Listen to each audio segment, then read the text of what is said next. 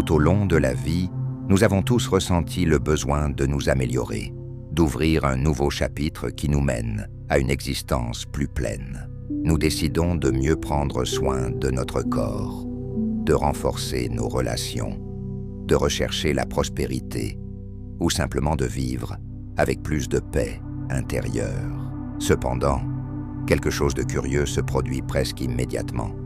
Au lieu de voir des résultats positifs instantanément, nous commençons à rencontrer des obstacles inattendus. Des problèmes apparaissent que nous n'avions pas anticipés. Les anciens schémas reviennent, comme s'ils résistaient à la disparition, et ce qui semblait être un chemin de croissance devient un terrain plein de défis. Ce phénomène est déconcertant. De l'extérieur, cela semble être une contradiction. Si nous agissons avec l'intention d'aller de l'avant, pourquoi la vie semble-t-elle nous faire reculer? Beaucoup de gens sont frustrés à ce stade et concluent que le changement est trop difficile ou que l'univers est contre eux. Cependant, ce que nous interprétons comme un revers est en fait le premier signe que la transformation a déjà commencé. Lorsque nous faisons un pas vers un nouveau niveau de conscience, inévitablement le terrain que nous avons construit jusqu'à ce point est ébranlé. L'ancien cherche à rester parce qu'il est connu, tandis que le nouveau n'a pas encore fini de s'installer. Ce que nous percevons comme une résistance est, en réalité, le processus naturel de réarrangement qui précède toute transformation authentique. Comprendre ce mystère du changement est essentiel pour ne pas abandonner le chemin au moment même où nous sommes sur le point d'ouvrir une porte vers quelque chose de plus grand. Le but de ce voyage de réflexion n'est pas d'offrir des formules magiques ou des solutions instantanées, mais de révéler un principe universel qui explique pourquoi la vie répond comme elle le fait et comment nous pouvons apprendre à suivre ces mouvements plutôt que de les combattre. La vraie clé n'est pas de lutter contre ce qui se passe à l'extérieur, mais de comprendre comment fonctionne le lien entre notre monde intérieur et la réalité dont nous faisons l'expérience. Lorsque ce lien est éclairé, le mystère du changement cesse d'être une énigme douloureuse et devient une confirmation que nous avançons dans la bonne direction. Pour comprendre pourquoi les changements internes se reflètent dans la vie d'une manière si particulière, il est nécessaire d'examiner de plus près ce que nous appelons la réalité. Dès notre plus jeune âge, on nous apprend à la voir comme une étape fixe dans laquelle nous devons simplement agir. Ils nous disent que les circonstances existent d'elles-mêmes et que la seule chose que nous pouvons faire est de réagir avec effort, discipline ou chance. Selon cette vision, la vie ressemble à un échiquier sur lequel les pièces se déplacent indépendamment de notre volonté. Cependant, cette perception n'est que la surface. Ce que de nombreuses traditions spirituelles ont transmis et que de plus en plus de gens découvrent dans leur expérience, c'est que la réalité n'est pas quelque chose de séparé de nous. Il ne s'agit pas d'une scène immuable, mais d'un miroir qui reflète fidèlement ce que nous portons à l'intérieur. Chaque pensée répétée, chaque émotion persistante, chaque croyance profondément enracinée devient l'instruction que le miroir revient sous forme d'expériences, de personnes et de situations. Imaginons un instant la conscience comme un champ vibrant qui émet un code unique. Ce code n'est pas composé de chiffres ou de symboles, mais d'états internes que nous cultivons au quotidien. Quand quelqu'un a la conviction que la vie est difficile, le miroir de la réalité organise les événements de telle sorte que cette difficulté se confirme. Et lorsque quelqu'un nourrit une vision d'abondance, la vie trouve un moyen d'apporter des opportunités qui soutiennent cette vision. La réalité ne juge pas, elle ne choisit pas entre ce que nous considérons comme bon ou mauvais. Elle reflète simplement ce que nous avons déclaré être au fond. Cette compréhension change complètement la relation que nous entretenons avec la vie. Il ne s'agit plus de se sentir victime d'un destin qui décide pour nous, mais de reconnaître que chaque expérience est le reflet fidèle d'un état intérieur. La prospérité, la santé, l'amour ou la paix ne sont pas des prix qui viennent de l'extérieur, mais des expressions naturelles de ce que nous nous permettons d'être à l'intérieur. Regardez, la réalité comme un miroir peut être inconfortable au début, parce qu'il nous confronte à la responsabilité de ce que nous vivons, mais il est aussi profondément libérateur, parce qu'il nous redonne le pouvoir de la transformation. Si ce que je ressens est un reflet, cela signifie que je n'ai pas besoin de manipuler chaque détail extérieur, mais de concentrer mon attention sur le seul endroit où réside le vrai changement, ma conscience. Accepter cette vision ne signifie pas que les défis disparaissent immédiatement, mais plutôt qu'elles changent la façon dont nous les interprétons. Chaque obstacle devient une occasion de reconnaître quelle partie de nous vibre encore à une fréquence que nous ne voulons pas tenir. Chaque personne qui apparaît sur notre chemin agit comme un rappel de ce que nous portons à l'intérieur. Et chaque expérience, même celle qui semble contraire à nos désirs, devient une invitation à revoir l'image que projette le miroir. Lorsque nous comprenons que la réalité répond exactement à ce que nous sommes, un nouveau niveau de clarté émerge. Nous ne marchons plus à l'aveuglette et ne nous sentons plus prisonniers de circonstances incontrôlables. Au lieu de cela, nous découvrons que l'univers entier est un allié qui reflète, avec une précision irréprochable, l'état que nous choisissons d'habiter. À ce moment-là, la vraie transformation commence, parce que nous cessons de nous demander comment attirer ce que nous désirons, et nous commençons à nous demander qui nous choisissons d'être. Au centre de toute expérience humaine se trouve un noyau qui définit notre façon de vivre, le « je suis ». Ces deux simples mots semblent ordinaires, mais en réalité ils constituent le fondement de notre identité et le point à partir duquel toute la réalité est organisée. Chaque fois que nous disons « je suis », nous prononçons un décret qui va bien au-delà d'une description momentanée. Nous fixons un état d'être qui se reflète inévitablement dans notre monde. Le « je suis » ne se limite pas à une phrase.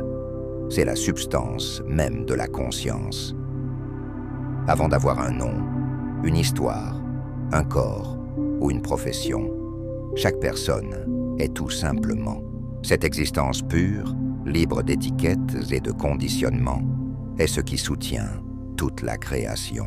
Lorsque nous ajoutons un attribut à cette fondation, tel que « je suis fort »,« je suis faible »,« j'ai réussi » ou « je suis incapable », nous sculptons la forme que prendra notre expérience. L'univers ne fait pas de distinction entre les déclarations agréables et douloureuses. La seule chose qu'il reconnaît, c'est la vibration de l'état que nous avons assumé et répond avec une fidélité absolue. Comprendre cela change radicalement la façon dont nous regardons nos vies. Souvent, nous croyons que ce qui nous arrive provient de forces extérieures, de la chance, d'autres ou de circonstances indépendantes de notre volonté.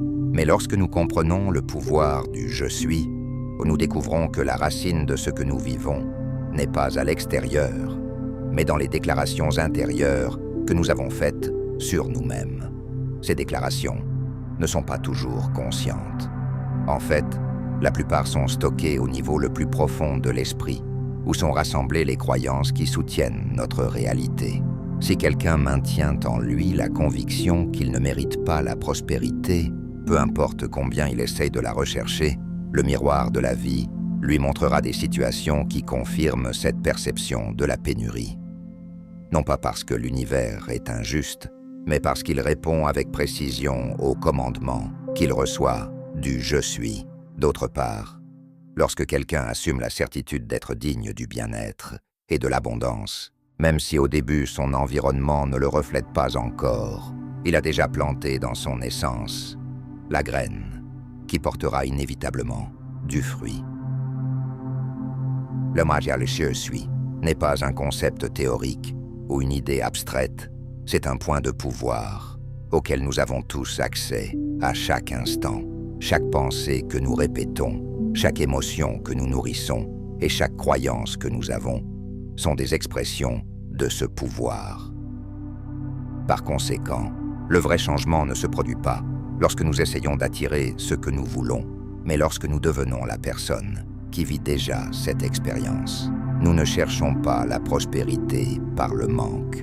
Nous nous reconnaissons comme des êtres prospères et la prospérité se manifeste comme une conséquence naturelle. Nous ne demandons pas l'amour à la solitude. Nous nous affirmons comme des êtres qui sont déjà amour. Et la vie répond en apportant des relations qui reflètent cette vibration. Assumer le pouvoir du « je suis », c'est accepter que notre identité n'est pas définie par le passé ou par ce que les autres pensent de nous. C'est reconnaître qu'au cœur de notre être, il y a une force créatrice capable de transformer n'importe quelle situation. Lorsque nous cessons d'utiliser ces deux mots pour décrire les limites et que nous commençons à les utiliser pour déclarer notre véritable essence, nous ouvrons la porte à une nouvelle façon de vivre. Comprendre le pouvoir du « je suis » n'est que le début. L'étape suivante consiste à l'appliquer consciemment dans le processus de transformation interne. C'est là que la théorie devient pratique et que la vie commence à réagir de manière palpable. La transformation authentique ne dépend pas de la modification de ce qui est à l'extérieur, mais de l'adoption d'un nouvel état d'être au plus profond de notre conscience. L'erreur la plus courante est de croire qu'il faut lutter contre les circonstances pour forcer le changement.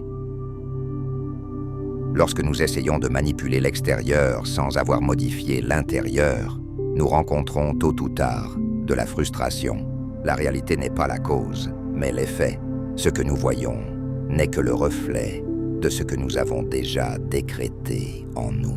C'est pourquoi le vrai travail se passe à l'intérieur, dans l'espace silencieux où nous décidons qui nous sommes. Le processus commence par un choix. Ce choix n'est pas une question de désir, mais de supposition. Quand quelqu'un affirme avec conviction « je suis abondant », et même s'il ne le voit pas encore se refléter sur son compte en banque, il active un nouveau code au plus profond de son être. À partir de ce moment, la vie commence à se réorganiser pour valider cette affirmation. Ce mouvement n'est pas toujours immédiat ou linéaire, parce que l'ancien état essaye toujours de s'accrocher, mais le changement a déjà été mis en marche. Au cours de ce processus, il est naturel de rencontrer de la résistance. L'esprit habitué à certains modèles cherche à revenir au connu, même si ce connu est douloureux. Mais cette résistance n'est pas un ennemi, c'est simplement le signal que le nouveau est en train de remonter à la surface. Chaque fois que nous choisissons de détenir la nouvelle identité, malgré les apparences, nous renforçons le terrain sur lequel notre réalité sera construite. La transformation interne exige également de la persévérance. Une déclaration isolée ou un moment d'enthousiasme ne suffit pas. Il est nécessaire d'habiter sans cesse l'état que nous avons décidé d'incarner. Cette persistance ne signifie pas de tension ou d'effort excessif, mais plutôt nous rappeler encore et encore qui nous avons choisi d'être, même dans les plus petits détails de la journée. Chaque pensée alignée, chaque émotion cohérente et chaque réaction consciente sont des briques avec lesquelles nous construisons la nouvelle structure. En restant inébranlables dans ce processus, nous commençons à remarquer des changements qui semblaient auparavant impossibles. Peut-être que des opportunités inattendues se présenteront, que des chemins s'ouvriront que nous n'avions jamais envisagés, ou que de nouvelles personnes apparaîtront dans nos vies. Ces événements ne sont pas des coïncidences, mais des reflets de la nouvelle vibration que nous avons assumée. L'univers ne peut pas ignorer un état d'authenticité, car sa fonction est de le refléter avec exactitude. Le processus de transformation interne n'est pas toujours confortable, mais il est libérateur. Il nous enseigne que la vraie liberté ne consiste pas à contrôler ce qui se passe à l'extérieur, mais à choisir consciemment ce que nous sommes à l'intérieur. Lorsque ce choix est maintenu avec clarté et constance, la vie répond en réorganisant chaque aspect de notre environnement jusqu'à ce que l'extérieur coïncide avec l'identité que nous avons choisie d'incarner. Chaque fois que nous choisissons d'assumer un nouvel état d'être, une force surgit qui semble vouloir nous retenir. Ce n'est pas un ennemi extérieur ou un châtiment mystérieux, mais l'écho de notre ancienne identité qui refuse de disparaître. Nous appelons cette force l'ancien moi, et comprendre comment il agit est essentiel pour ne pas confondre ses mouvements avec un échec personnel. L'ancien moi est composé d'années d'expérience, de croyances et d'émotions qui ont construit une version de nous. Cette version a appris à survivre dans certaines conditions, et bien que ces conditions soient limitatives, elles sont devenues familières. L'ancien moi s'accroche à la sécurité du connu, même si le connu signifie manque, douleur ou insatisfaction. Lorsque nous décidons d'habiter une nouvelle identité, ce que nous faisons en réalité, c'est déclarer la fin de cette structure qui ne nous représente plus. Et comme tout système qui perçoit une menace, l'ancien soi active les défenses. Cette résistance se manifeste de multiples façons. Parfois, cela se manifeste par la peur, des doutes constants ou des pensées qui tentent de nous convaincre que le changement est impossible. D'autres fois, cela se manifeste sous la forme d'anxiété, de conflits dans nos relations ou d'événements inattendus qui semblent confirmer l'ancienne réalité. Le but de ces manifestations n'est pas de nous détruire, mais de maintenir une cohérence avec ce que nous avons été jusqu'à présent. L'ancien moi se bat pour se préserver parce qu'il croit que notre survie réside en lui. Reconnaître ce processus comme naturel est libérateur. Beaucoup de gens, lorsqu'ils rencontrent des obstacles après avoir déclaré un nouvel état, pensent qu'ils échouent. En réalité, ces obstacles sont la preuve que le changement est en cours. La résistance n'apparaît que lorsque le nouveau a commencé à faire son chemin. Ne pas ressentir de résistance serait un signe que nous n'avons pas touché les structures profondes qui soutiennent notre vie. La clé n'est pas de s'engager dans un combat avec l'ancien moi.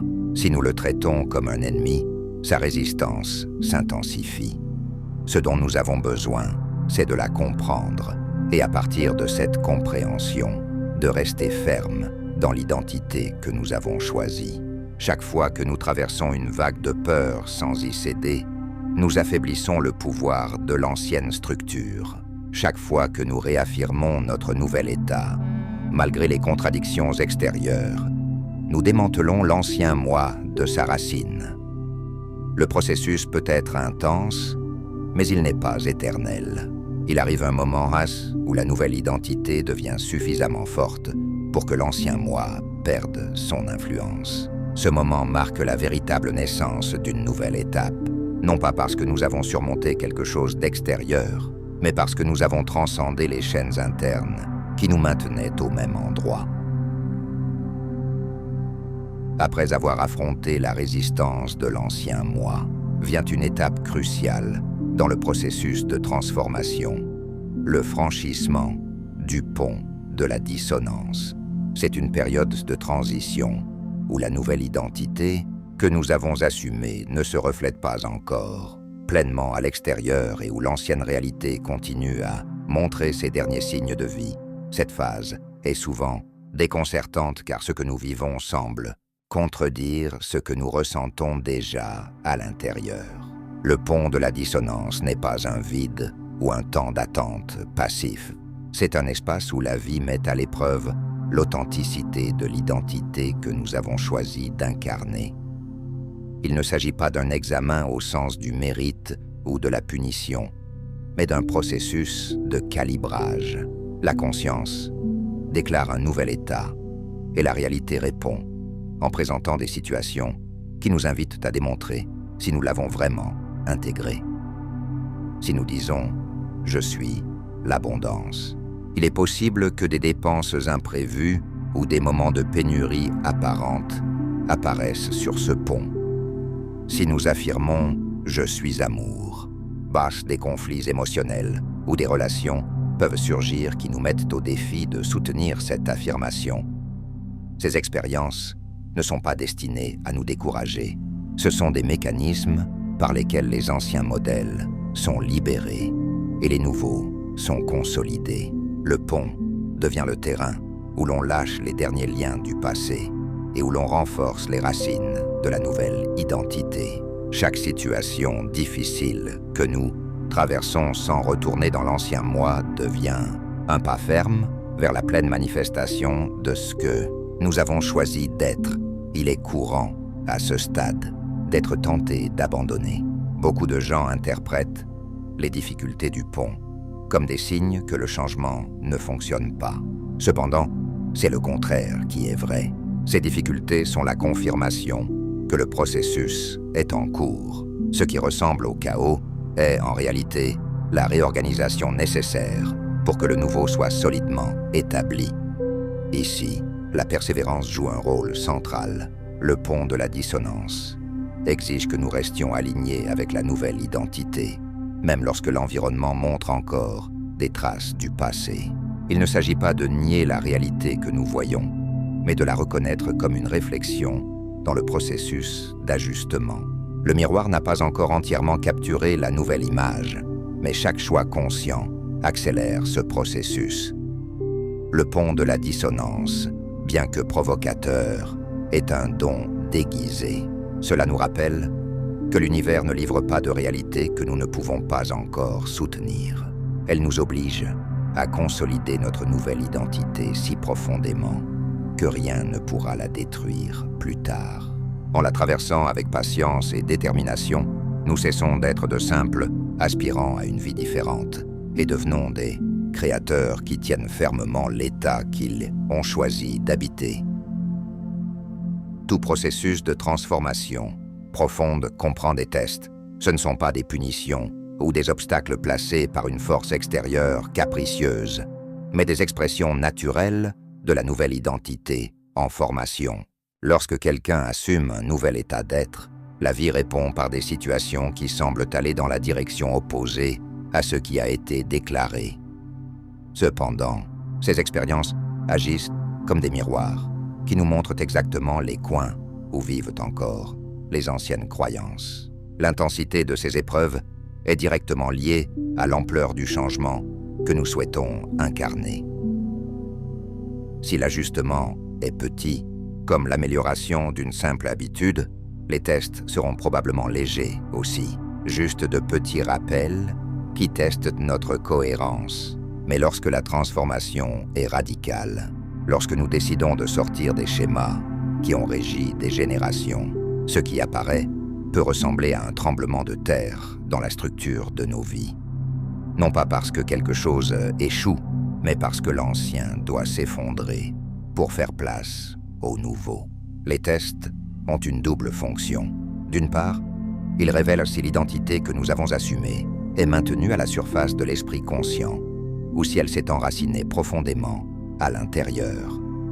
D'autre part, ils agissent comme un mécanisme de purification qui élimine les croyances et les émotions qui n'ont plus leur place dans la nouvelle version de nous-mêmes.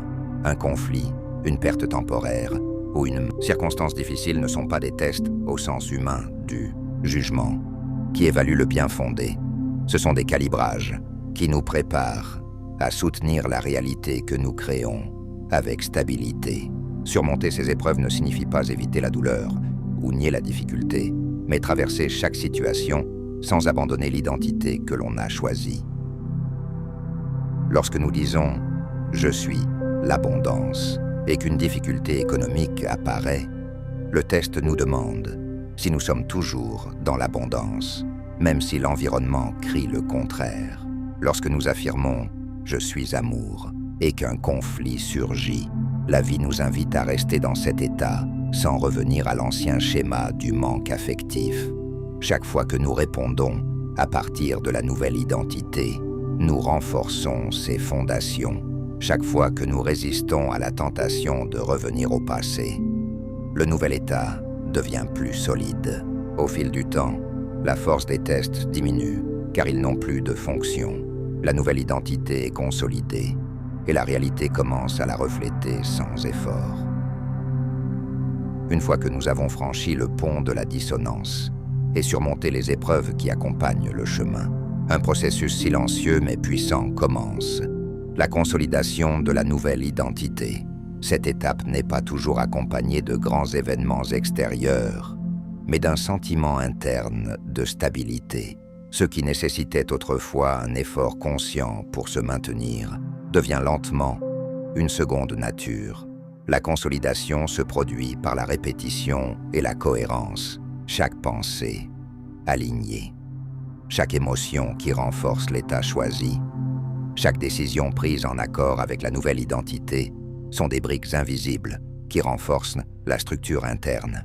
Le changement ne dépend plus de rappels constants ou de lutte contre l'ancien, car le nouveau est devenu notre façon d'être. Dans cette phase, la vie extérieure commence à refléter plus clairement ce que nous avons supposé à l'intérieur. Des relations plus stables, des opportunités inattendues et des circonstances alignées apparaissent avec une fluidité qui semblait auparavant inaccessible. Mais la chose la plus précieuse n'est pas ce qui se passe à l'extérieur, mais la certitude intérieure que nous n'avons plus besoin de nous accrocher à l'ancienne identité. Nous nous rendons compte que des expériences qui semblaient autrefois menaçantes sont maintenant vécues sur la base de la sécurité et de la confiance. La consolidation implique également d'apprendre à valoriser les petites réalisations. Chaque geste de cohérence est une victoire, car il renforce les circuits internes qui soutiennent la nouvelle identité. Tout comme le corps développe sa force grâce à une pratique constante, la conscience se renforce à chaque instant où nous restons fermes dans ce que nous avons décidé d'être. Au fil du temps, cette pratique devient une habitude, et l'habitude devient la nouvelle norme. À ce stade, la transformation n'est plus perçue comme un effort isolé, mais comme un état naturel. Nous sommes capables de regarder en arrière et de reconnaître que les obstacles, les épreuves et les résistances ont fait partie du processus nécessaire pour en arriver là. Et bien que le chemin de l'expansion ne s'arrête jamais, parce qu'il y a toujours de nouveaux niveaux de conscience à explorer, la consolidation de la nouvelle identité marque un avant et un après dans l'expérience de la vie.